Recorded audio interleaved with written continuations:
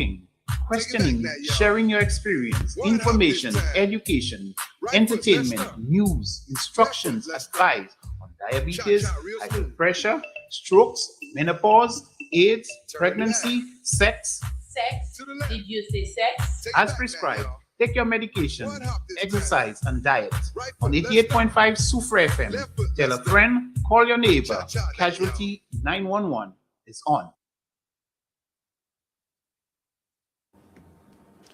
Good morning and welcome to another edition of Casualty 911 on 88.5 Sufra FM. I am your host this morning, Fawn Minviel. Welcome back. First of all, I would like to apologize for not having a program last week. Unfortunately, as soon as we were about to begin, we had a power outage, so we were unable to broadcast the show last week, Monday.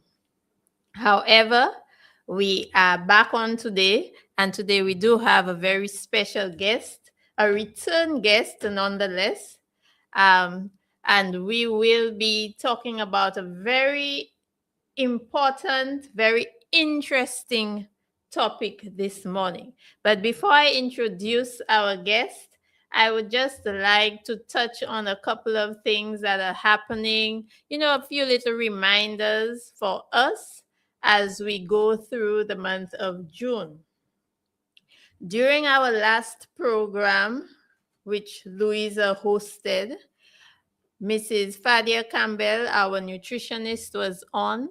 And I would just like to remind you that we are still in the month of June, Nutrition Month.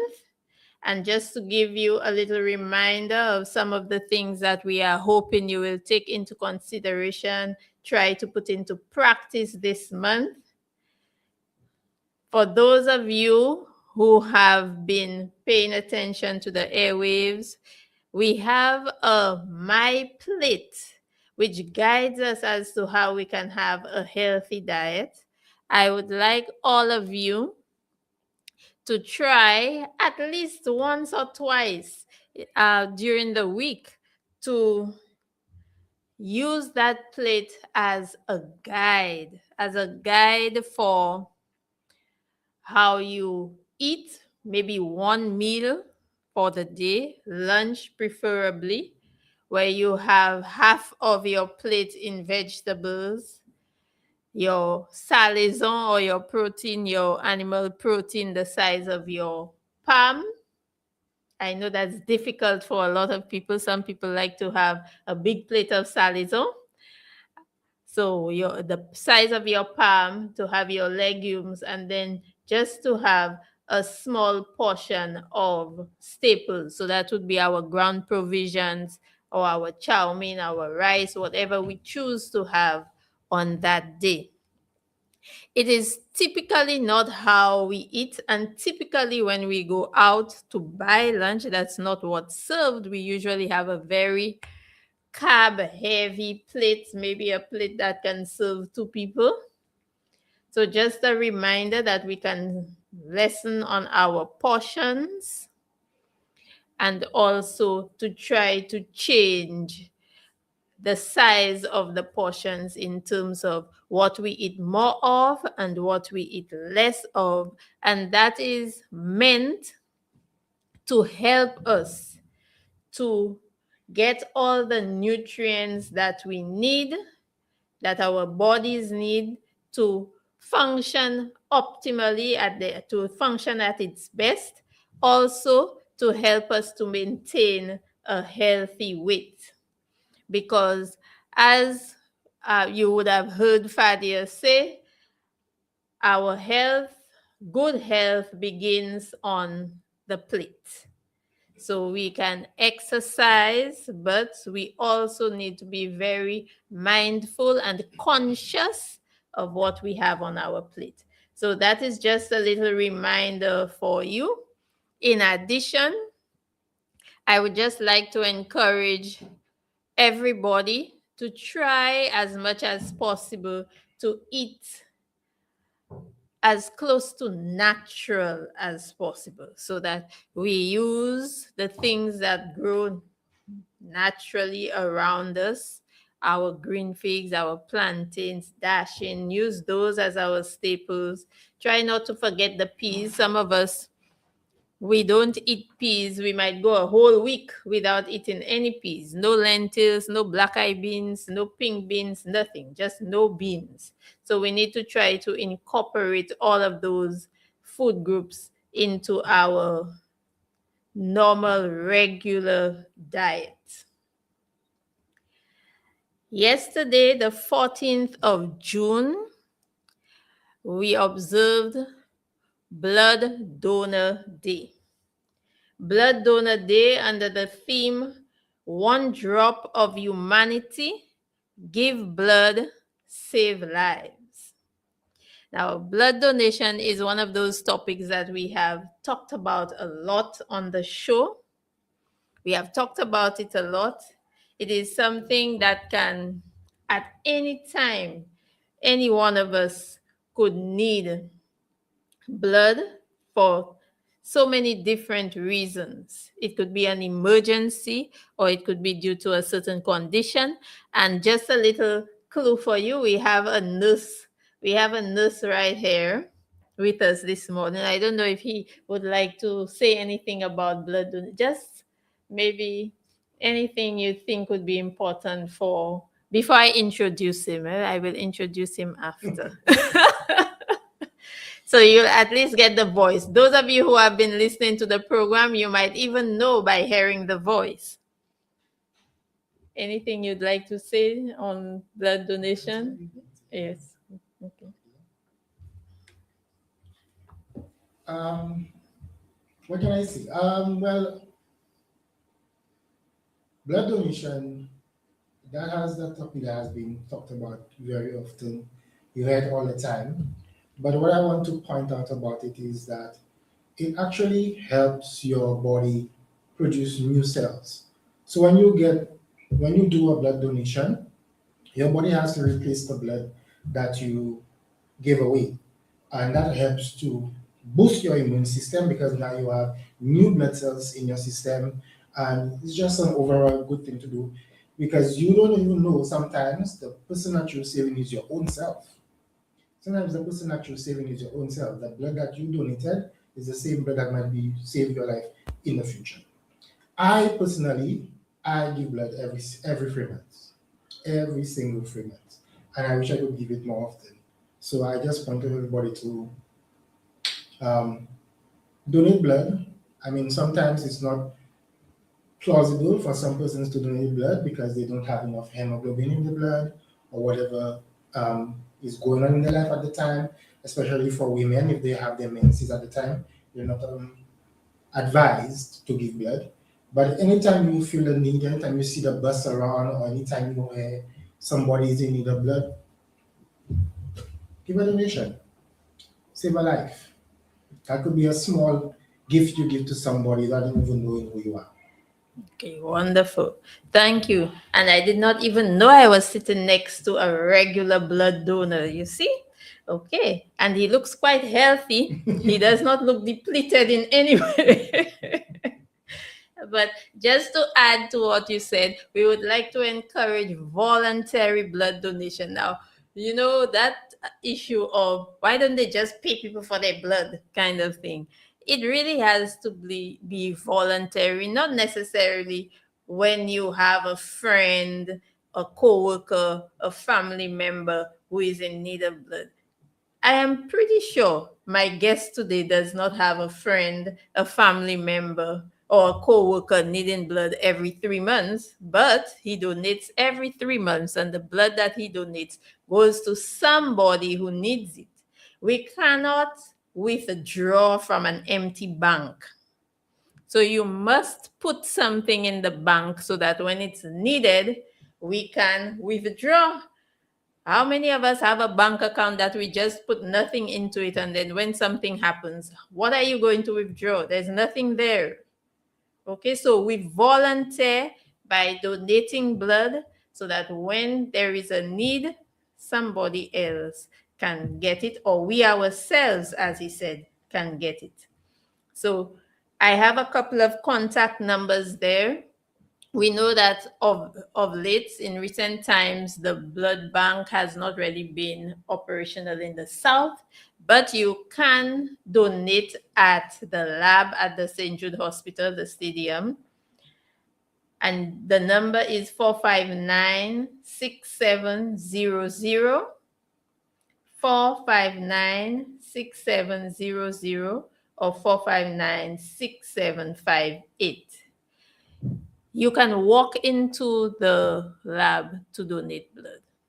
But if you would like to schedule or find out whether they are busy, whether they are accepting, they're always accepting. But if you want more information, you can make that call. For the blood bank at Owen King, you can call 458-6748. 458-6748. So we are encouraging all of you out there, at least this month, try to be a volunteer donor. Go in and give that pint of blood. We always ask, some people ask, what's in it for me? The nurse has already told you that it helps to boost your immune system. And also, what's in it for you? Your blood is also screened for certain conditions, which means that you don't have to take money out of your pocket to go and pay for those tests. Free blood tests.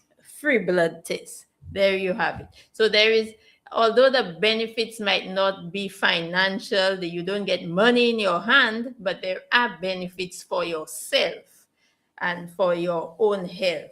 So we encourage all of you to try to go out there and donate blood. With no further ado, let me introduce my guest, Nurse Alfred. I hope some of you were able to guess who it was by the voice. Nurse Alfred, who is a mental health nurse attached to Regions 5 and 6. So he works from Vieux-Fort to Soufrière. He works from Vieux-Fort to Soufrière at all the wellness centers and so on in between. So Nurse Alfred is here with us today. And I said he's a mental health nurse. So your mind should be going towards something related to mental health. And today we will be talking about misconceptions about men's mental health. So Nurse Alfred, who is in studio with us this morning, welcome. It's a pleasure to have you. And I look forward to all that you have to share with us this morning. Yes, thank you for having me again. This is something I want to make a regular. So like Fawn said, today we're going to talk about some common misconceptions about men's mental health, because we know June is Men's Mental Health Month, and men's mental health is I would just like to say that it's not an isolated issue. It is not an isolated issue. It's not a niche issue, and it shouldn't be talked about just in 1 month. It should be something that should be talked about year-round, and a concern for everybody, because it's a public health issue. It's also a family issue, and it's also an economic issue. Oftentimes, men experiencing mental health issues, they either delay or they do not seek treatment whatsoever. And when that happens, you find that they go through their struggles alone, and that is when these things start affecting everybody around them. It affects them, and it affects everybody around them. And that is why I'm saying it's a public health issue, it becomes a family issue, it becomes an economic issue. I just want to see what else. So there are many common things that affect men's mental health. So we have economic issues, of course. Most times you've heard people say that men's value is tied to their economic status, or the financial status, I should say. And men are often told that they have no value if they are not successful when it comes to finances, if they are not a provider, if they don't, shoulder all the responsibilities for other people around them and the persons in their lives. We have work stress that could contribute to men's mental health as well. A lot of times, men are experiencing stress from work and they may not even realize that they're under stress. And of course, that is going to affect their mental health, and that is going to affect a lot of the things that they do and the way that they behave, and even the way that they treat the persons that they work with, and even how they treat their workplace as well. We have men going through relationship challenges. That one, self, I don't want it to turn into a man and woman talk, but relationship challenges, you have a lot of men who are going through things like divorce, separation, custody, disputes. Imagine you're not seeing your child and all that. That's going to affect a man and stuff like that. We have men who have lived most of their life in loneliness because they do not fit the bill for persons to say that they can attract a woman. So they don't have the finances, they don't have the looks, they don't have the crowd. So you have men going through loneliness. So that could lead to mental health issues as well. We have trauma, and everybody knows that. Trauma is one of the main things that affects anybody's mental health. You have a friend who passed, you have a family member who passed, you probably had an accident, so now you cannot work, you cannot eat properly, you cannot sleep properly, you probably cannot even do the daily things that you would normally do for yourself. You're probably bound to a bed, a chair, or whatever the case may be. So of course that is going to lead to some mental health issues as well. We have, and okay, that is tied to your physical health. Because if you too have another medical problem, like let's say diabetes or hypertension or some other thing, compounded with everything else that's happening in your life, that too can lead to mental health issues as well. Social isolation as well. And I say social isolation because oftentimes you don't find men with large emotional support groups. Most time a man will tell you he only has one friend, if he even has any. And because of that, there is no avenue, there's no place they can go to express themselves when they're having anything that is emotional, anything that's affecting them mentally, or whatever the case may be. And of course, that leads them to deal with the issues alone. So, okay, that leads to mental health problems. Yes, so I want to go directly into some of the misconceptions that we have surrounding men's mental health. Before you get to the misconceptions, I like to ask questions. No problem. So my first question is there any reason why we should think of women's mental health and men's mental health differently? There is no reason, actually. There is no reason. Your mental health on the whole should be a priority, whether you're a man or a woman. Your mental health should be a priority on the whole. The reason why you find we talk about men's mental health and there is a focus on it as well is because it's underrepresented in society, basically. And especially with men do not seek help when it comes to their mental health. So oftentimes you'll find women will do the things that they need to do. They will seek their help, they will go to the counselors, they would take medication if need be, whatever the case may be, and they do not delay it. So if they know they have an issue right now, women will, if it's tomorrow they need to see somebody, they will see the person tomorrow.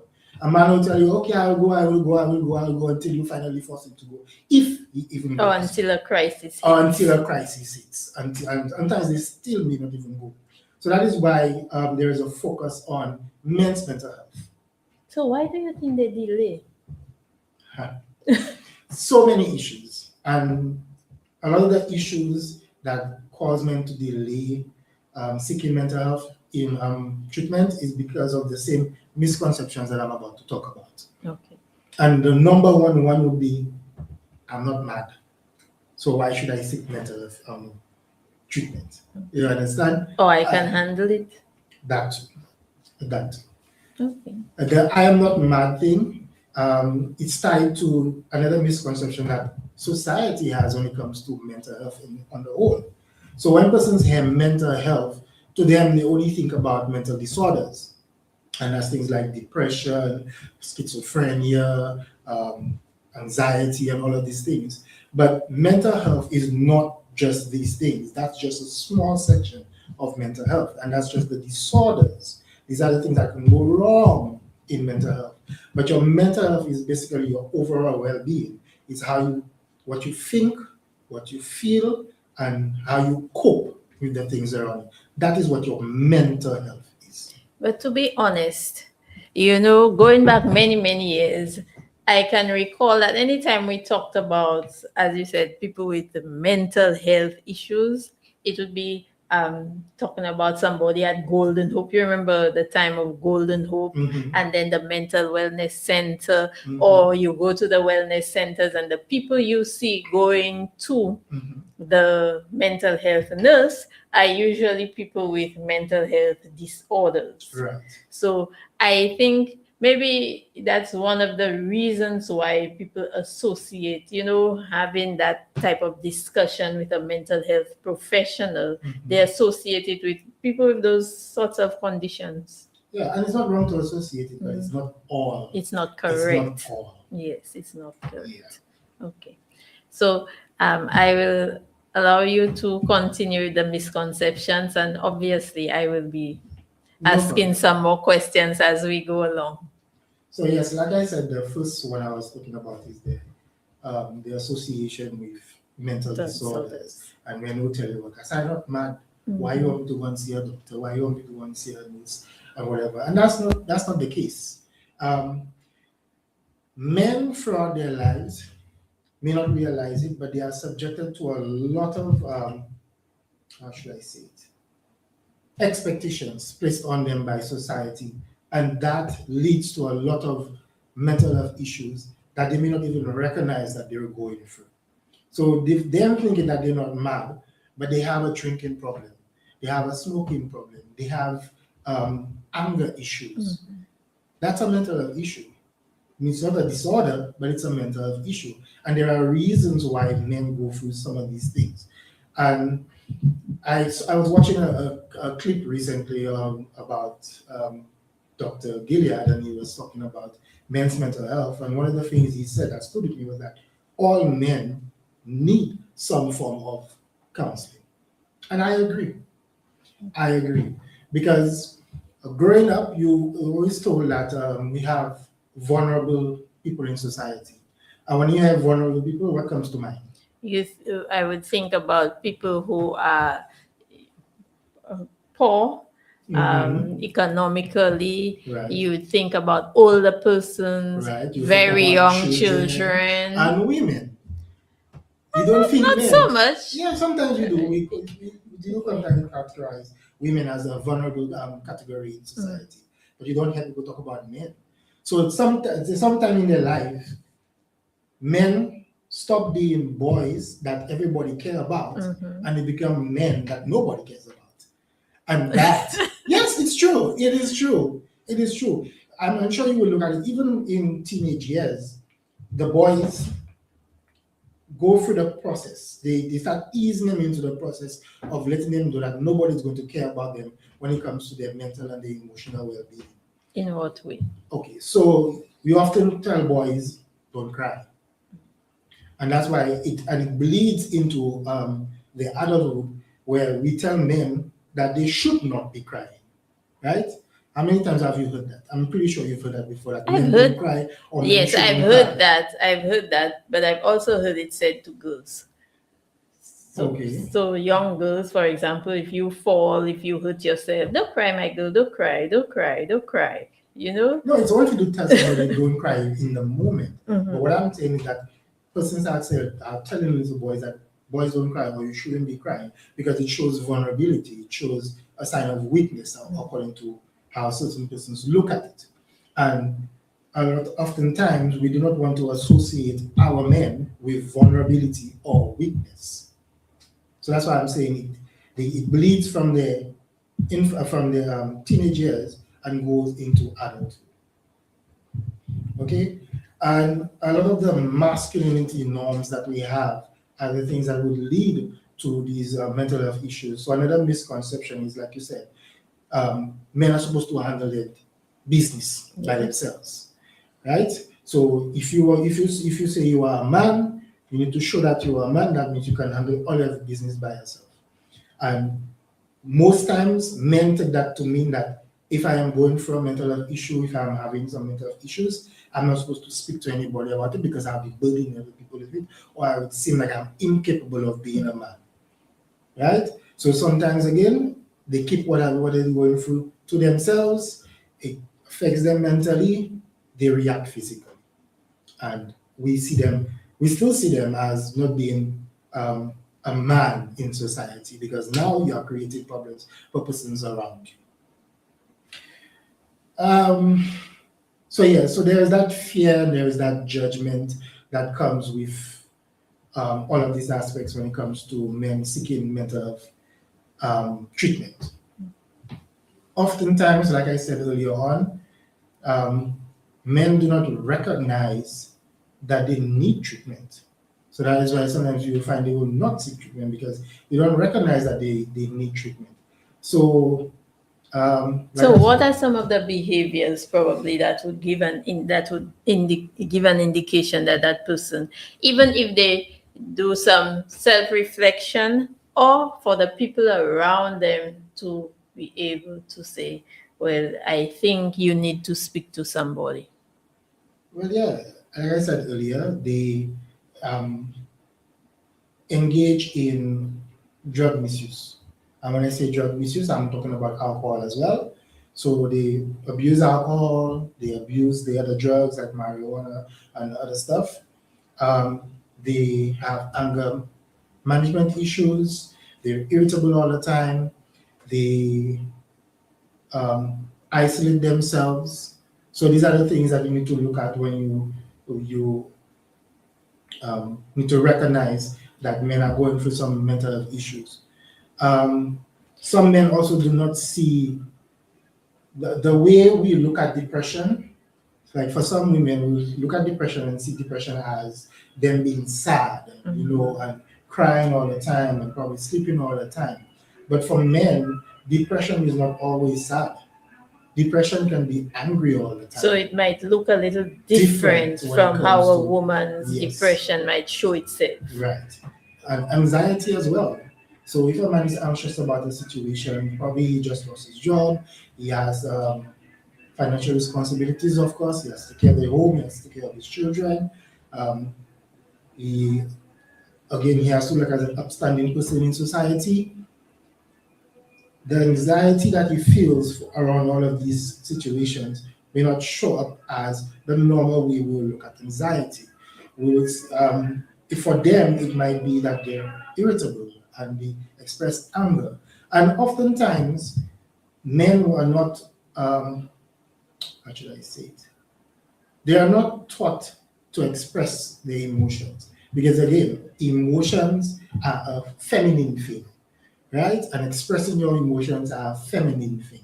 So we do not encourage our little boys from the young age to express their emotions, to go through their emotions, and to venture into why they feel that way and how they can overcome it in the future. So when they do get to adulthood and they get to the situation that causes them to be emotionally involved, and there's high emotions, high tensions going about, oftentimes they do not know how to deal with it. They do not know how to express it properly. They do not know how to go about relieving it. Okay, so you mentioned anxiety and all of that. So I was wondering, for a man going through something where he's anxious and maybe just showing it in his behavior, but not really aware of why he's behaving in that way. If somebody were to say to him, you need to go to a mental health professional, whether the nurse or doctor or whatever, what if the response is, so what can they do for me? Is money I don't have, or whatever the case may be, how will that help me? Okay, so another misconception when it comes to that is that oftentimes if you tell a man that he needs to go and seek let's say, counseling or mental health treatment, they associate it with talking about their feelings. And it may not always be just talking about your feelings. So if you go to see a counselor and the counselor has identified that you have a drinking problem, or you have a smoking problem, or you have some anger management issues, then the counseling sessions may be centered around that, instead of just talking about your feelings and venturing into why you feel the need to go through these avenues to express yourself or to relieve yourself, per se. And again, talking about your feelings for men, since they never had that avenue growing up, some of them may not have that avenue growing up, it feels strange, it feels foreign, and it also feels feminine, because that is what the society imposes on men when it comes to talking about their feelings and talking about their emotions. And again, it ties it back into all the other misconceptions that they're supposed to handle these things on themselves, they're not supposed to burden other people with it. Sometimes you would hear men say that you mentioned the substance use, so the alcohol as well, that when they drink, then they are able to express themselves. So if they go out drinking with friends, then they can open up, talk about it, and that's good enough for them. What would be your response to that? While I mean, I've heard persons call what do you call it? Liquid courage. Yes. Yes, liquid courage. I mean, it does have that effect on you, but what we're missing is that you can't go to alcohol all the time if you want to get the courage to speak about your feelings, get the courage to speak about your emotions, because we know alcohol has a detrimental effect on the body in itself. So imagine you have work stress and you go to work every day. Sometimes you go to work 5 days a week. If you feel the need to relieve yourself after work by going to the bar, drinking with your friends and talking to your friends every single day, right? And you do that for the next, let's say you're 40 now and you have, or you're 45 now, and you have 40 years again to retire, and you do that for the next 40 years. I don't even think you'll get to 20 years after that without having some issues with your liver or some other problems like your stomach or whatnot. And alcohol in itself, yes, it's liquid courage, but it might also encourage you to do things that may not seem acceptable in society. So you might end up finding yourself in fights. Yeah, or things that you might not typically do. Right, exactly. Yeah. Driving drunk as well and stuff like that. So, it brings us back to coping mechanisms, which is something we have spoken about in the past. And we need to find some healthy coping mechanisms to deal with these issues when we do encounter these issues. And I've also heard men talk about their past experiences too. So, which is another deterrent for them to seek mental treatment. I have heard men said that when they went to see a counselor, or when they went to speak to a nurse, or they went to speak to a doctor, they did not feel understood.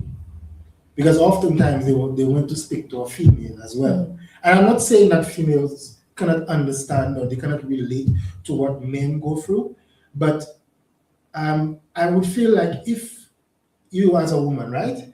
If me as a man coming to speak to you about childbirth, you might be a little on the edge. You might say I might not know everything. You might feel I might not know everything, especially the pain involved and all of these things, because I've never experienced and I will never experience it. But it doesn't mean that I may not be able to talk about it and give you some pointers and whatnot. But some women will feel more comfortable, or will feel that a woman is better equipped at telling them about childbirth than a man. And the same thing for men. So basically, you're looking for somebody who may have shared experiences, right, so they can understand exactly where you're coming from, some of the things that you're going through. Okay. Because same way men and women have, and I'm not saying that's not to take away from women's issues at all. Women have issues, men have issues, everybody has issues in society. But a man and a woman will have the same situation, but it will have a different impact on them, and the way they see it will be different because one is a woman and one is a man. So all of these things affect the way men see their mental health and see themselves in society as well. Okay. So I think I had a myth there that I wanted you to check for us, to talk about. Okay. Have we spoken about it? Let me see. Oh, yes. Okay. I think we've spoken about it. No, let's go back to that one where we talked about the crisis situation. So, if a man has been having issues over a long period of time, and you as a friend or a family member, you notice that maybe something might not be right, do you think there's a specific way they can be approached in terms of how to go about seeking help? Or would it be something probably that's just dependent on the individual? Or is there a general like approach you could have because it's a man, or as a family member, a friend, a spouse, that you can approach that person? Or does it have to be just to know the person individually? Well, I don't believe there's a one size fit all, and I'm talking about everybody in general, men and women. Like you said, it has to be on an individual basis. So if it's somebody that you're close to, somebody that you have dealings with, somebody, let's say at your workplace, family member, friend, whatever, you have some idea of how this person is, who this person is, and what way you can approach them.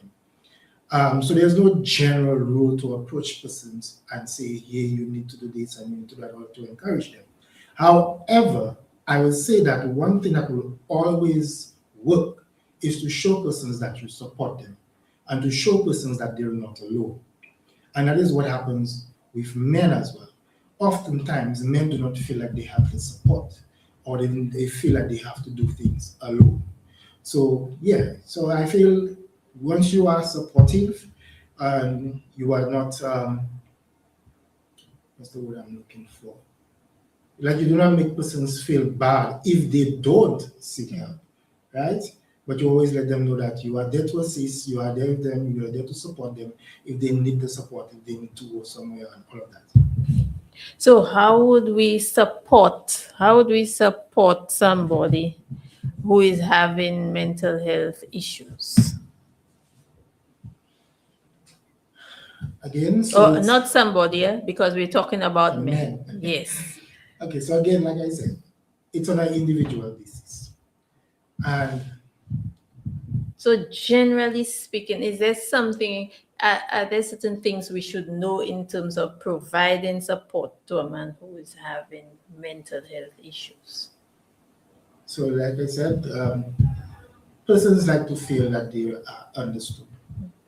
Persons would like to feel that other people can relate to what they are going through, and that what they are going through is not a burden on other people, and that it's not something that is petty or seen as petty, or something that's seen as they should be able to handle that, and they shouldn't bother people with that. With men, I would like to say that I don't know. Universally, it's known that men do not seek help, period, when it comes to health, period.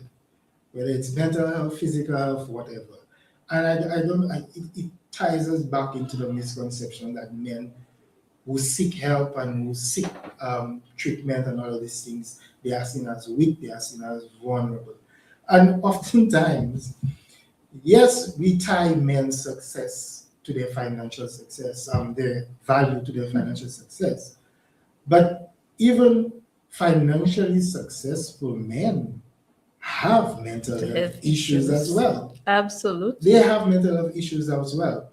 And it probably just doesn't show because they have other things going on for them and people look up to them and they're handling their business. But that does not mean that they don't have anything going on mentally. You could look at all of these famous superstars, artists, singers, what do you call them, movie stars who died and everybody out of depression or suicide or whatever the case may be, and people look at them and say, I would never think these persons were going through that. Look at Robin Williams. Robin Williams spent his entire career making other people laugh, making other people feel good. Who would have thought this man had a mental health issue that caused him to? You understand? So even successful people too go through mental health issues, and it does not pick and choose and say, hey, okay, you have emotional support, you have friends, whatever, you're not going to have any problems. No, even people with the support have mental health issues as well. So encouraging people, showing persons that you support them, showing the men in your life that you support them, showing them that they do not have to be strong all the time, and that them showing some form of vulnerability is not a weakness, it's just that they're being human. So that's a good way to approach that situation. That's a good way to approach the man in your life who's going through mental health issues. And even when it may not seem like he's going through anything, a little, how was your day? Who did you speak to today? How was the lunch? Did you speak to anybody at lunch today? Who did you see? Hello, some men might take that as though you're interrogating them, and they take it that way because it's not a norm. It is not a norm. So what you're trying to say, you suspect me of something? No. And just because you have not made it a norm okay. to find out about his day, to find out about how he's feeling. So they non-custom. It looks strange. All of a sudden you come and ask me these questions. What happened? You hear something? You see something? Somebody tell you something?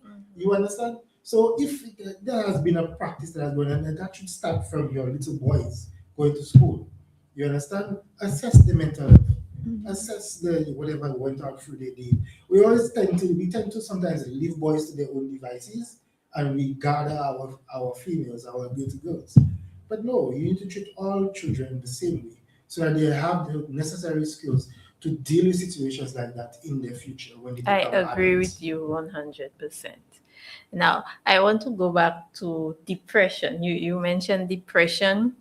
And isn't it true that men tend to die by suicide typically more than women? Oh, yes, that is a well-known fact. Well-known fact. That is a well-known fact. Let us discuss that a little bit. Is that, I guess that would be linked to the delay in seeking help, and also probably to the fact that we don't pay attention. Right. Pay attention to what's happening with men. The behavior might have changed and we don't notice because we don't pay attention. We don't pay attention. So what can we do differently? I mean, you've mentioned some of it, but if you notice, for example, say we haven't been paying attention, but today we listen to the program and we start paying attention, and a few weeks down the line we say that person looks like they need to see somebody. Now, that reluctance to seek help, how do you deal with somebody that you think needs that intervention but they're reluctant to go? Yeah, I just want to touch base on the suicide rates we spoke about first. So yes, when it comes to committing suicide, you find women have more attempts, but they do not follow through than men. But men who attempt suicide typically follow through a lot more often than women. So that is the basic well-known fact when it comes to. So the women are sometimes basically it's like a call for help, but the men have reached the end of the rope. Right, because oftentimes they feel there is nothing that nobody could help them. There's nothing else that can be done. They probably have felt that they have tried everything, which probably they haven't, but in their minds. And to them, so they feel that the best way to get rid of the situation, or to stop being a burden to other people, is to get rid of themselves. So to go back to the question that you asked, remind me again, sorry, what was it? So I was saying, if somebody is in need of that intervention, guy is in need of intervention, but they're reluctant, how do you, as the part of the support system, get them to? Okay, so let's say it was you and your partner. You feel your partner needs to seek that help. there's nothing wrong with you going to, let's say, the health center and speaking to the mental health nurse or speaking to the counselor or speaking to the doctor about what you can do and about what you're going through. So then you may not be able to get the person to go, but there are little adjustments you can do in your personal life, in your behavior, and in the way you speak to them, the language that you use, the certain things that you do around them that could probably, tip them over. They may not necessarily go to the counseling session or go to see the doctor, but the behavior might change because your behavior changed. You understand? And probably around that time, if you see there's a change in the behavior, the way they see things, probably then you can bring it up again and see if they would be willing to go through that. And you said the word intervention. I like that because, yes, okay, you spoke to your partner, you spoke to your father, you spoke to your brother, your cousin, whatever the case may be, and you tell them, I think you really need to go and see somebody, and you think you do this or whatever, and they are reluctant to. There's nothing stopping you from bringing the help to them if they don't want to go to the help. How easy is it to get the help to them? And it depends Because we have to think about what's It depends on practical. where you seek the help. When you say practical, what do you mean? What's not practical? Because, say for example, somebody walks into a health center and says, I think my father or my spouse or whoever, the man, needs some help, but he refuses to come. Can you come to my home? What would be a typical We do response? that.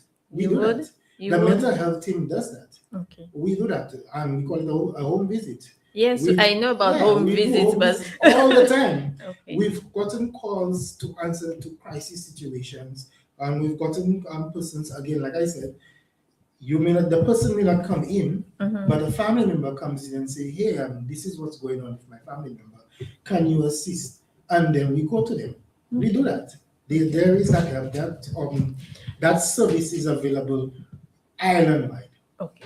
I think maybe you should repeat that because I don't think many people are aware that they can walk into the health center and make that request. Yes, you can. So if you have somebody in your vicinity, family member, a friend, and I want to bring it back to men because we want to talk about men. So you have a man in your life that you feel needs to see a counselor, probably needs to speak to a mental health nurse or to speak to the psychiatrist or whatever the case may be, or just they need some kind of listening ear perhaps, and they don't want to come and do it themselves. There is nothing wrong with you walking into the health center nearest you, saying that you need to speak to the mental health nurse or the doctor or whatever the case may be, or find out when the clinic is happening, which is once a month for most places.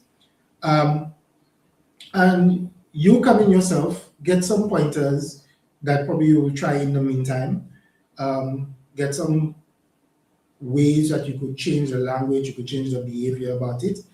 And we do go out and see this person. So if you are able to arrange a meeting point, so they may not necessarily go to the health center, but you can go to their homes, you can go to their workplace, you can go to mutual meeting point, whatever the case may be, and we speak to those individuals and just understand what's going on with them. We can even go as far as just having a phone call. Okay. Just having a phone call with them. You understand? But they have to be willing. That is the thing when it comes to seeking help. The individual has to be willing. And yes, you can set up the encounter, I come to see this person or whatever, but if the person is not willing to open up and say, hey, I am having these mental health issues, then it's not going to be an easy track moving on from there. But we've had times where persons initially, they do not open up, but if we are constant, we show the support, we show that we can relate and all of that, eventually they might see, okay, these people are just trying to, or may just give up out of frustration. You understand? They might just give up out of frustration. Eventually they may end up seeking the help that they need. Which is exactly what the family member And I've actually had men say to me that, sir, I didn't even know that's what was happening there. I should have done it a lot sooner. If I had known that what would happen, I would have done it a lot sooner. Okay. And they were just reluctant in the beginning because of all of these factors that we spoke about earlier, the misconceptions, the factors of them affecting it that, when they finally got the help, they're like, yes, I feel better. My woman treats me better. My relationship is better. Work is better. I feel better about myself and all of these things. So part of the fear is actually what to expect when they have an encounter with a health professional. So what can you say to a man to make him less fearful of having an encounter with the mental health nurse or the mental or the psychiatrist or whoever it might be? In terms of the expectation, sometimes I don't know, maybe they expect that they'll be judged or something. Right. So I was going to say that yes. I don't think there is much of a fear, perhaps, with the encounter itself, but more or less a fear of how they may be seen by the persons around them and people in society. Because imagine you were an affluent person in society, let's say you were a well-known businessman, and somebody sees you walk into the health center and you walk into the mental health clinic. People will be wondering, hey, why happened to this man?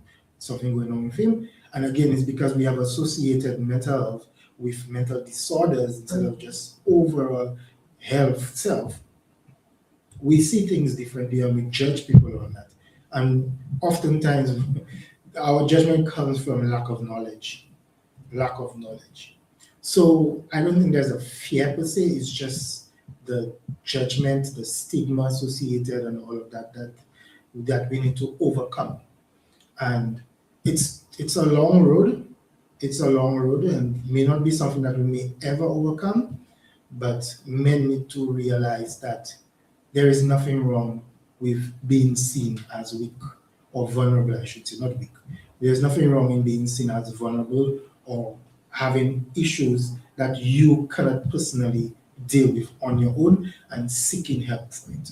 Because we are all human. We are all human. And as the saying goes, no man is an island, so you cannot do everything on your own. So in as much as women may be out there, you talk to your friend there, you talk to your mother, you talk to somebody. Men need to cultivate those relationships as well, Yes, to build the support systems that exist for women. But also, society, we have to stop putting so much pressure on men and expectations. And yes, because we have those expectations of what a man, a real man, not just a real man. They like to stress on that, a real man. I don't know fake men, but okay.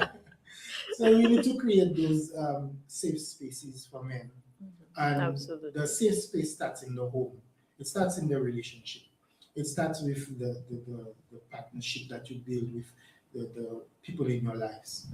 And we need to create a language that encourages men to seek help and to see themselves differently than just, what one of my personal peeves is hearing the words like man up or tough it out or whatever. Like, I don't know. So when I hear these words, it just does something to me. It's like you don't hear people telling women up. You understand? Like, I don't know. That's just me personally. Yes, because I guess maybe you see the physical and you expect something different. But we do have a culture of telling people to be strong. Yes. Even when we are going through tough times, you will hear, instead of listening to what the person has to say, the person may want to speak about what they're going through. Be strong. Yeah. Somebody dies, be strong. I mean, really, it's as if you're not allowed to show that vulnerability, that softness. If it's done to women, imagine how much worse it is for a man. I mean, there are certain expectations that, as you said earlier, women are a little bit more emotional. So if you expect a woman going through certain traumatic experiences to just be strong, I think the expectation for the man would be exceedingly higher to be stronger. Yes. All right. Okay. So I enjoyed that. I also want to ask you, we've talked a lot about the men's mental health. In terms of access, we talked about the health centers. You said it's once a month. Do they need to, is it a walk-in clinic? Is it appointment? I want the men out there to know how they can access the mental health services through the public health system. So how do they go about accessing the services? So our mental health clinics, it's not just once a month for us. It's just once a month for most places. For most places. But you have places like Soufrière and Vieux-Fort. I can only speak about my regions, where they offer it twice a month. Okay. And right now we have some health centers that are closed, like Etan's and Forsage. So you just go to your nearest health center, and like I said, you can just ask anybody. It could be a health aide, it could be an attendant. You ask them about when the mental health clinic is available, or when would the mental health nurse be available, or the psychiatrist will be available, and they will let you know what date that is. So if you want to make an appointment, you can make an appointment, but if you just want to walk in on that day, that is also fine. We welcome it. We don't turn anybody away, and then there's no thing about taking only 25 people for the day. I know that's a norm for medical clinics sometimes. But yeah, you can walk in anytime. You could call to find out. You can make an appointment, and you can even make an appointment with the mental health nurse or the psychiatrist or somebody on the team to come to you if you want that as well. Okay, wonderful. So in closing, is there anything you would like to say to the men out there? I mean, you've said quite a bit, but just to summarize for them, or some key message that you would like to leave with them. Because I know there's a lot going on for a lot of men, so whatever it is, maybe that could get them either to think about their lives, reflect, or to go in and have that encounter. I think what I want to say to the men out there is that if your goal is to be seen as strong, as seen as successful, to be seen as a manly man, there are certain things that you need to do, and that may seem like it's feminine, it may seem like it's showing vulnerability, but it's essential for being a successful person and having overall general good health. So the same way you would take care of your physical health, you need to take care of your mental health. And if that means that you need to sit in a room with somebody and express all the feelings that you have going through, all the thoughts you have going through your mind, why not? What's wrong with that? Who knows? You might discover something about yourself that you never knew. And you might end up feeling a lot better about yourself coming out of those sessions and realizing how much good that it does in your general life and how you associate with persons in your life, your relationships with persons, your madam, your children, your co-workers, and your friends. Mm-hmm. And another thing I want to point out is that, we need to cultivate support systems. That is something that is difficult for us men to do, again, because of the misconceptions and the way we view emotional relationships with other men. I think that's not a point to end on, how we view emotional relationships with other men, as if there should be something after that. So it seems either you do that today, or I'll have to bring you back for us to talk about how men relate to other men. Yeah? Okay. All right. So thank you so much to Nurse Alfred for coming in today. I think it was a very interesting discussion. I hope for the men out there who were listening, it was helpful to you. For the rest of us, the ladies, the children, people out there who are part of the support system, there was something there for us as well in terms of how we think about men. And I think one of the key things that stayed for me is the level of expectations that we have as it relates to how men should should be, how they should function within society. That strength, that lack of vulnerability, and so on. So thank you again, Nurse Alfred. Thank you to all of our listeners for tuning in this morning. Those of you listening via the radio, those of you watching on YouTube and Facebook, thank you so much for tuning in. We hope that you will tune in to our next program next Monday. Remember, every Monday from 10 a.m. to 11 a.m., it is Casualty 911 on 88.5 Super FM. Have a good day, everyone. Get up and with your crew.